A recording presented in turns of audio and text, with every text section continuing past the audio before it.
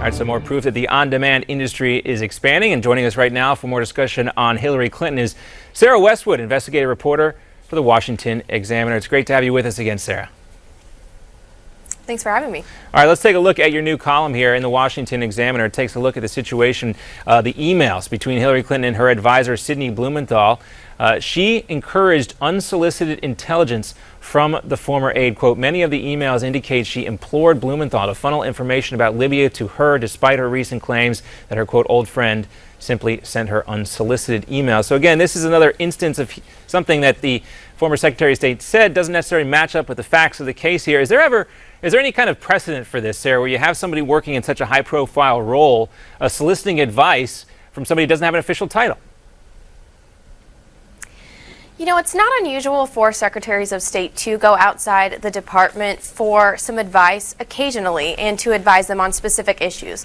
But to rely almost exclusively on an outside aide for an issue of this importance, and especially because this pertained to national security, obviously we saw what happened in Benghazi, this is a real issue, and a lot of people have criticized her decision to rely on Sidney Blumenthal when it was Obama's own staff that said, this guy isn't working in our administration, you know, he's a divisive figure. We don't want him as part of our State Department operation. And it seems Hillary Clinton circumvented that request by reaching out to him and, by all appearances, soliciting information from him about what was going on in Libya.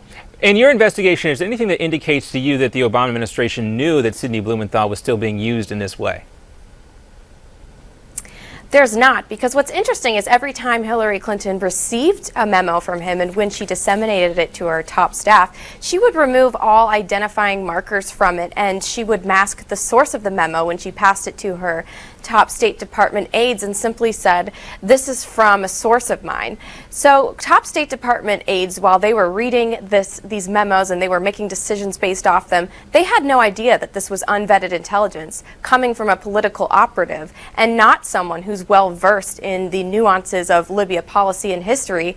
This sort of information should have come from the Central Intelligence Agency or from the State Department's own Intelligence Bureau, from people who had PhDs and who were steeped in the history of this nation, because this was a complicated issue. Well, if you're a staffer for Hillary Clinton at the State Department, you think it is vetted because it's vetted by the Secretary of State.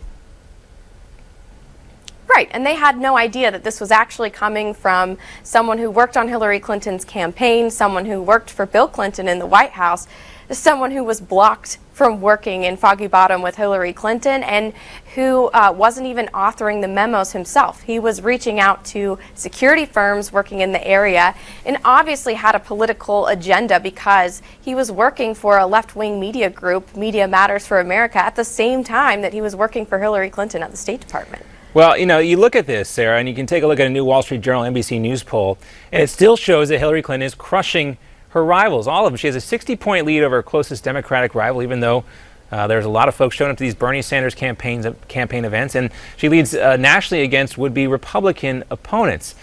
So if we're going to quote Hillary Clinton here, does it really matter what's going on here when it comes to these emails in Benghazi? Because the electorate doesn't seem to be bothered by it.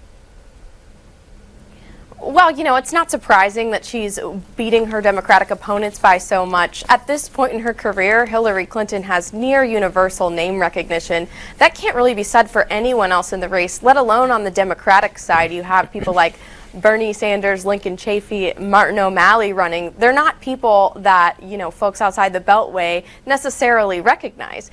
But you are seeing evidence of people starting to be fed up with the whole cloud of scandal and the whole Washington insider rhetoric that Hillary Clinton sort of brings to the table. You're seeing people, like you said, come to Bernie Sanders events, and his numbers are up in New Hampshire, surprisingly. An important point you make there, too. At this stage of the game, so much of it has to do with name recognition, and she does have universal name recognition, to say the least. Sarah Westwood, thanks so much for being with us for this discussion. We're going to keep you around and bring you back for our roundtable discussion coming up right after this.